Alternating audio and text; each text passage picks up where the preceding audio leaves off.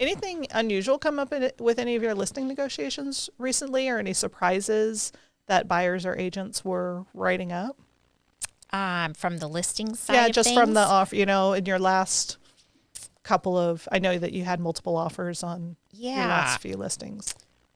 It was interesting because it typically is 3 or 4 agents write a pretty clean offer. Yeah. And then the rest of them, really, the offers are a little bit, might be a little bit messier than what we expect in this market. Messier meaning boxes not checked, Missing blanks, documents, not filled out, not providing, financial information or maybe the supplements that you had specifically requested. Yeah, so they just quite don't have a picture of the market. So typically, you're really working with like 5, maybe 10 agents, but typically 5 rise to the top in most cases, right? But anyone that calls, I'm happy to help them through it. So I think with the market moving so fast, if you're not, definitely in it, then you kind of get swept away a little bit. Yeah, right? I'm seeing that a little bit too. Yeah. Yeah. So, no, but I've seen lots of earnest money release, language. Many of them, like you described, the papers are hardly any, right? There's no financing contingency, no inspection. Yeah. Yeah. And then I like the agents that ask a lot of questions, because then I feel like their people are really engaged. Yeah, I agree. And they've done their homework. It shows that interest, doesn't it? I mean, they're really asking the good questions, and sometimes even ones that I'm like, I don't know, let me ask the seller. Right. And I really think it helps them stand out. I know I try to do that when I represent a buyer. We talked about that the other week, and because we want that agent to pick us, and we want them to feel like, oh my gosh, our buyer is the best. Yes. And we are checking every, under every stone that we can overturn of everything that we want to know about that house. What else can we do? What else can we offer? Yep. And pulling all the levers that the buyer feels comfortable with too. And I would definitely agree. I think that building rapport, asking the agent questions, goes a long way. Yeah.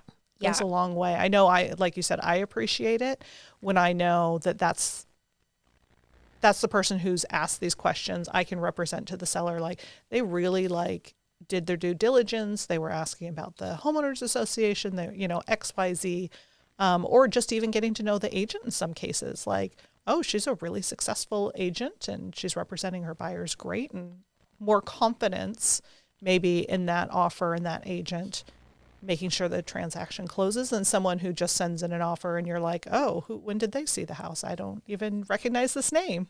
Right. How about you? Have you had some surprises or interesting things that have come up? Again, the releasing earnest money is becoming more typical. It doesn't seem to be the cherry on top anymore. It seems to be what's being expected, which again, not all buyers can do. I think the prices, I feel like I'm pretty good at this point in my career in guessing where things are. I don't even try to guess anymore where something is going to end up in contract. The numbers that we're seeing, typically 15 to 25% over asking. Right. And that's even listing my last couple of listings. I try to price it where the buyers are at, where we know buyers are making offers, fair market value. And the last couple, I would say I even push a little bit up north, knowing where things are going to close. Right. So again, we're fishing in that pool of buyers that are out there biting. Right.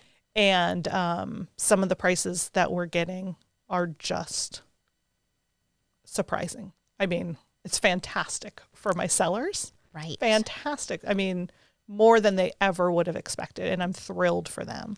Right. When I'm working on the buyer side, it's a lot. It's a lot being out there with buyers and writing 2 or 3 offers a week sometimes. And we're lining up which houses we're going to bid on. So we're going to see this on this day, this on this day. We're going to write an offer on this. The review date for the second one is here. So we end up with our first and second and third one.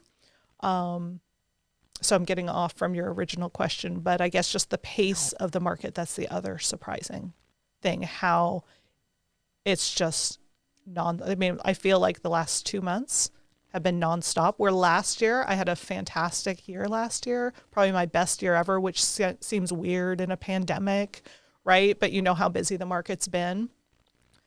This year feels like that pace is even more.